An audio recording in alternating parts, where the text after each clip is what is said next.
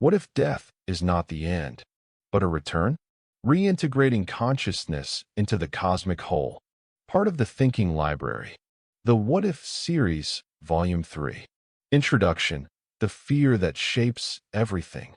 There is a question most people avoid. Not because it's complicated, but because it's too close, too final, too absolute. What happens when you die?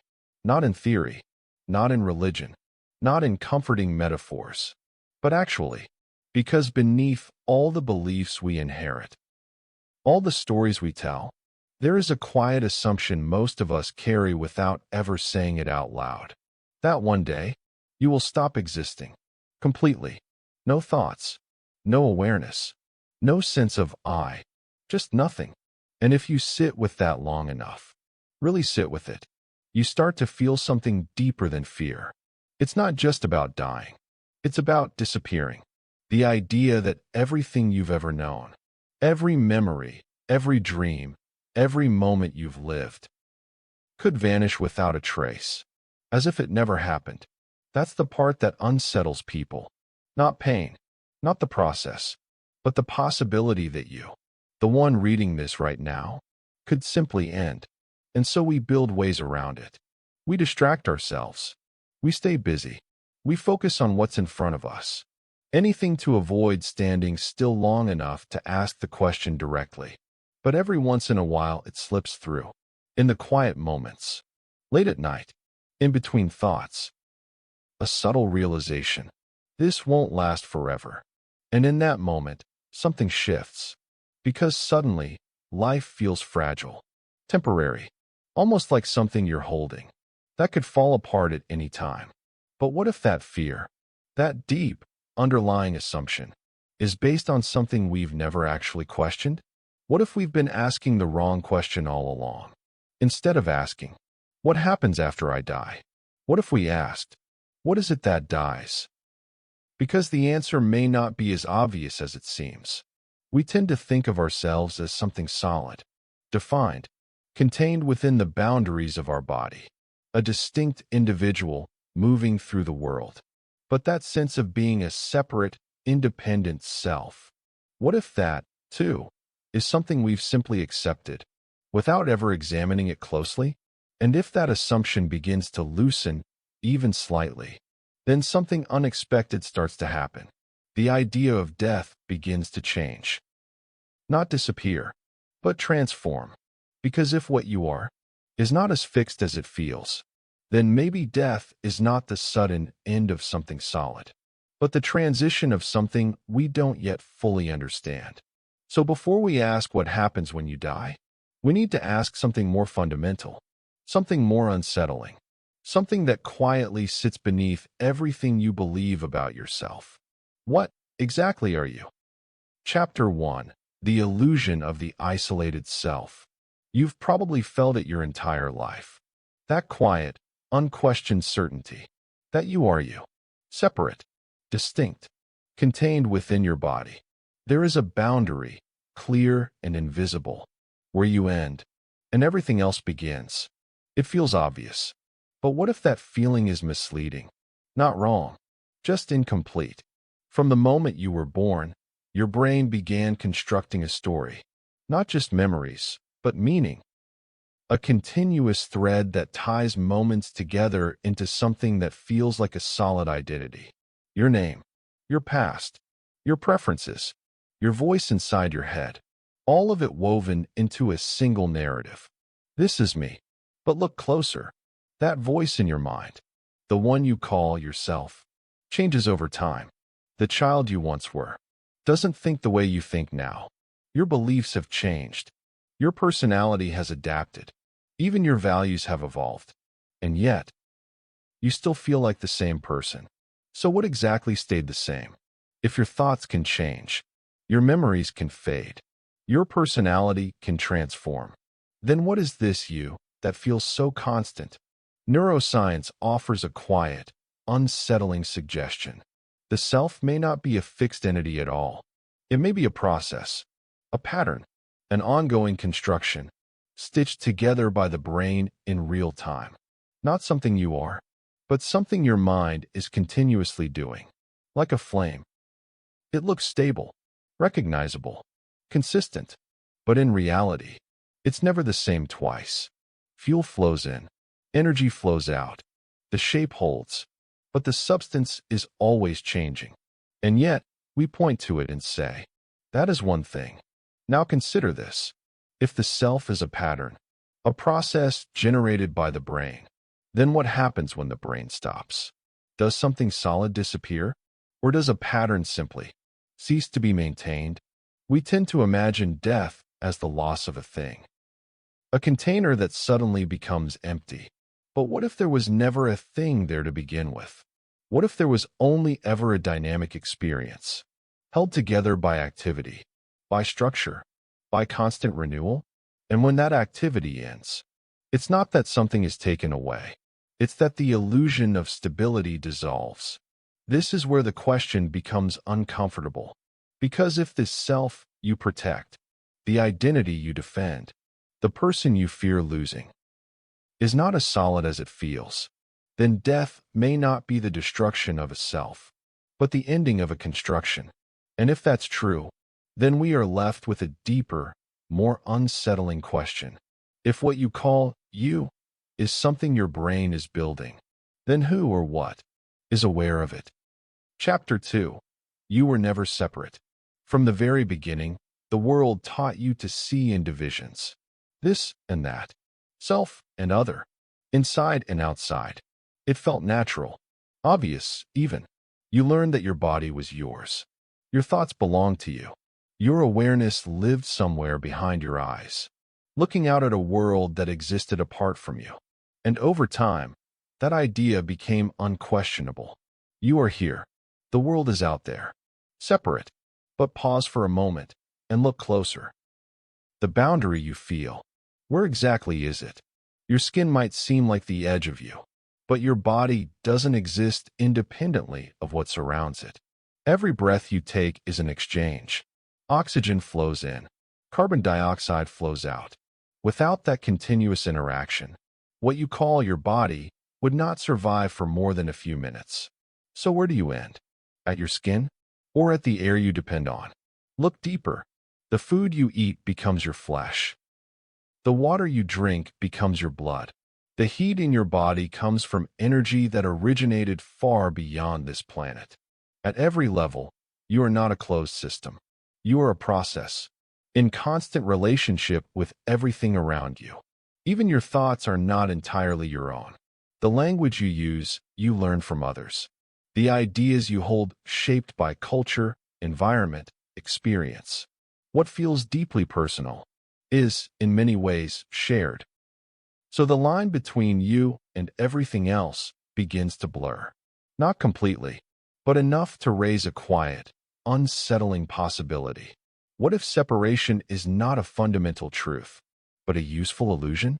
This is not a new idea. Philosophical traditions like non-dualism have suggested for centuries that what we experience as individuality is real at one level, but not ultimate. Like waves on the surface of an ocean, each wave appears distinct. It has a shape, a lifespan, a movement that feels its own. But the wave is not separate from the ocean. It is the ocean, expressing itself in a particular form, for a limited time. And when the wave settles, nothing is truly lost. Only the form disappears. Now bring that back to yourself. If your body is in constant exchange with the world, if your thoughts are shaped by what surrounds you, if your very existence depends on continuous interaction, then what you call you may not be an isolated entity, but a temporary pattern within a much larger whole. A pattern that feels separate, because that feeling helps you function, decide, survive. But a pattern nonetheless. And if that's true, then the idea of death begins to change. Because death, as we often imagine it, is a kind of severing, a disconnection, a sudden removal from everything else. But how can something that was never truly separate be disconnected? Maybe it can't. Maybe what we call death is not the breaking of a connection, but the ending of a form within a connection that was always there. And if that's the case, then the question is no longer, What happens when you are cut off from the world? But something far more unsettling, something far more expansive. What happens when the illusion of separation falls away completely? Chapter 3. Where does consciousness go? At some point, the question becomes unavoidable. If the brain stops, what happens to consciousness? The most common answer is simple. It ends, just like a light turning off. Neurons stop firing. Electrical activity ceases. And with it, awareness disappears. Clean, final, complete. But that explanation, while practical, carries an assumption we rarely examine. That consciousness is something the brain produces, like a machine generating an output. But what if that assumption is incomplete? Because despite everything neuroscience has uncovered, there is still a gap, quiet, persistent, and unresolved. We can observe brain activity. We can map neural patterns. We can even predict certain decisions before they are consciously made. But none of that explains one thing. Why does any of it feel like something from the inside? Why is there an experience at all? This is what philosophers call the hard problem of consciousness. Not how the brain processes information, but why that processing is accompanied by subjective experience, the feeling of being. And so far, there is no clear answer. Some theories try to approach it from a different angle. For example, integrated information theory suggests that consciousness arises from the integration of information within a system. The more unified and interconnected the system, the richer the experience. Under this view, your brain doesn't just process data. It binds it together into a single, unified field of awareness. A you. But here's where it gets interesting. If consciousness depends on integration, then what happens when that integration breaks down? When the brain can no longer maintain that unified structure? According to the theory, the specific experience, the personal, structured awareness you call yourself, would dissolve. Not necessarily into nothing, but into something less organized, less defined, like a pattern losing its shape. This doesn't prove that consciousness continues, but it opens a door, because it suggests that what ends at death may not be consciousness itself, but the particular way it was arranged. Your memories, your personality, your perspective, the structure that made experience feel like you. Now consider a different possibility. What if the brain is not creating consciousness, but filtering it? Like a lens focusing light. The light exists independently, but the lens shapes how it appears. Remove the lens, and the focused image disappears. Not because the light is gone, but because the structure that organized it is no longer there. This idea has appeared in various forms: scientific, philosophical, even intuitive. And while it remains speculative, it raises a question that refuses to go away. If consciousness is not entirely dependent on the brain, then death may not be the end of awareness, but the end of this version of awareness.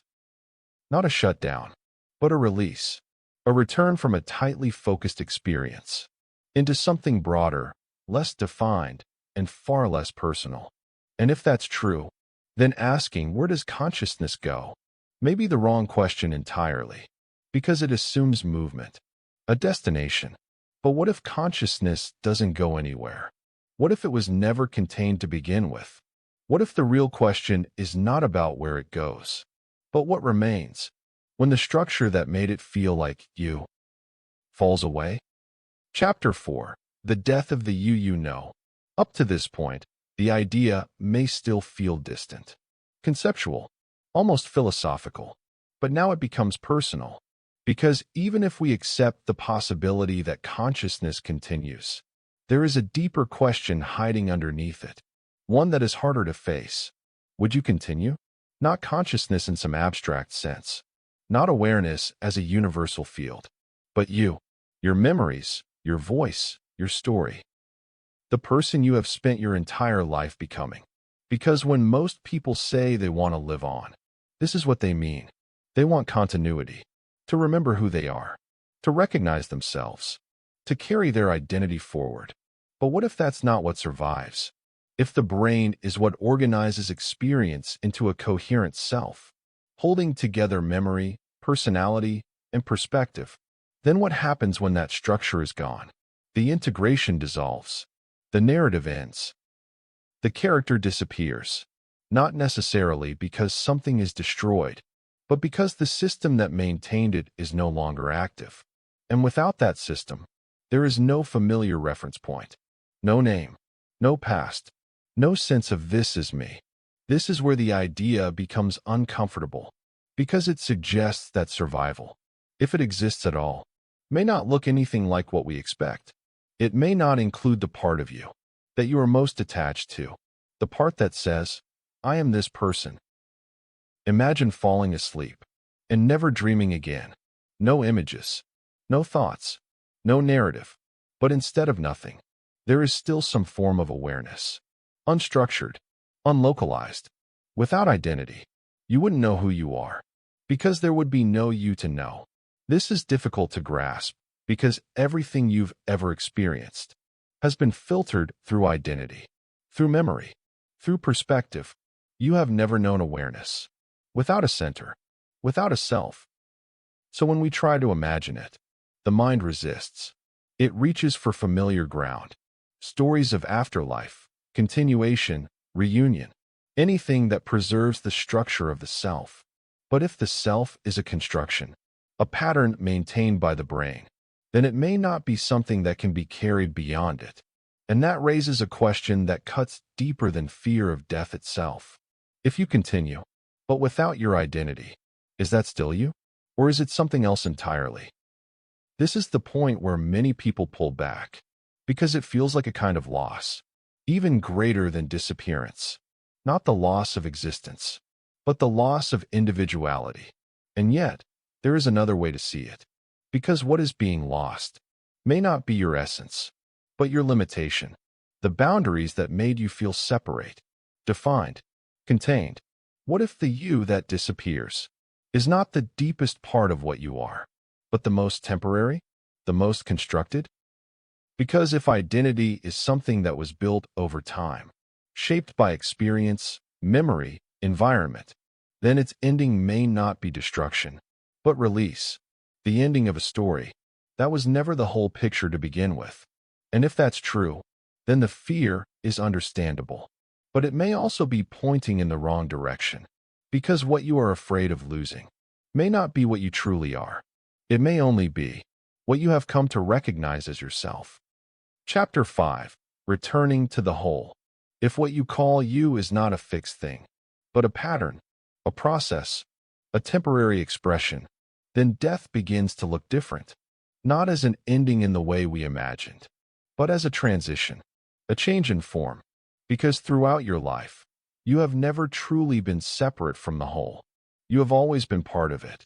Every breath, every thought, every moment of awareness has existed within a larger context, a vast, interconnected reality that does not begin or end with you. And yet, for a time, it feels like it does. It feels like everything is happening to you, centered around you, defined by you. But what if that center was never absolute? What if it was something that emerged, like a wave rising from the surface of an ocean, distinct for a moment, recognizable, even beautiful in its individuality, but never separate from the water itself? The wave does not leave the ocean when it forms, and it does not return when it disappears. It was always the ocean, taking on a temporary shape. Now bring that back to yourself. What if your life is like that? A temporary shape taken by something far larger than your identity. A localized experience of a broader field of awareness. For a time, that awareness gathers, organizes, becomes focused. It feels like a person, a self, a you. But when that structure can no longer be maintained, when the brain no longer holds that pattern together, the form dissolves, not into nothing, but back into what it always was, the whole. This is where language begins to fail, because words like return suggest movement, a journey from one place to another. But if there was never true separation, then there is nowhere to return to. only a shift in how reality is expressed, from individual to undivided, from focused to expansive, from someone to something that cannot be contained by that idea. And this is where the fear of death begins to loosen its grip, because the fear was never just about ending. It was about losing the sense of being a separate self, a defined identity, a center of experience. But if that center was always temporary, always dependent on conditions, then its disappearance may not be a tragedy, but a transformation, not the loss of existence, but the loss of boundaries. And what remains may not be something you can imagine, because everything you imagine comes from within the perspective of a self, and this goes beyond that. So instead of asking whether you will continue as you are, a different question begins to emerge. Quieter, deeper. What if you were never just this? To begin with, what if the life you are living right now is not the entirety of what you are, but a brief expression of something that cannot be reduced to a single identity? And if that's true, then death is not the moment you disappear. It may be the moment the illusion of being only this falls away. Conclusion: what if you never truly left? At the beginning, there was a fear, quiet, persistent, easy to ignore until it isn't. The fear that one day you will no longer exist, that everything you are, everything you've ever known, will simply stop, disappear. And for most of your life, that idea has shaped more than you realize. It sits beneath your decisions, your urgency, your desire to hold on. Because if this is all there is, then losing it feels like losing everything. But along the way, something began to shift. The assumption that you are a fixed, separate self started to loosen. You saw that identity may not be as solid as it feels, that the boundary between you and the world is not as clear as it seems, that what you call you is something dynamic, constructed, maintained, constantly changing. And from there, a different possibility emerged. That consciousness may not be something you have, but something you participate in, something that flows through you, rather than something contained within you. And if that's true, then death is no longer just an ending. It becomes something harder to define, because what ends may not be what you thought you were. The structure dissolves. The narrative fades. The sense of being a separate center of experience disappears. But what remains? Not the person, not the story. Something quieter, less defined, something that was always there, but hidden beneath the noise of identity. This is where the question stops being intellectual and becomes deeply personal, because it asks you to consider something you may have never fully faced. If you are not the character you've been playing, then what are you? Right now? In this moment? Before the past? Before the labels? Before the story you tell yourself about who you are? There is still awareness, still presence, still something that is experiencing. And that something does not have a clear boundary. It does not announce itself with a name. It does not depend on memory. It simply is, unclaimed, uncontained, and maybe that has always been closer to what you are than the identity you've been holding on to. If that's the case, then death may not introduce you to something new. It may only remove what was never essential, the layers, the structure, the illusion of separation, leaving behind what was always there, not as a person, not as a self, but as something that cannot be reduced to either. And so the fear begins to change, not because death becomes easy, but because it becomes less absolute, less like a fall into nothing, and more like a return to something you never truly left. Which leaves you with one final question, not about what happens when you die, but about what is happening now. If the boundaries you feel are not as solid as they seem, if the self you defend is not the whole of what you are, then what, exactly, is living this life? And when this life ends, what exactly remains?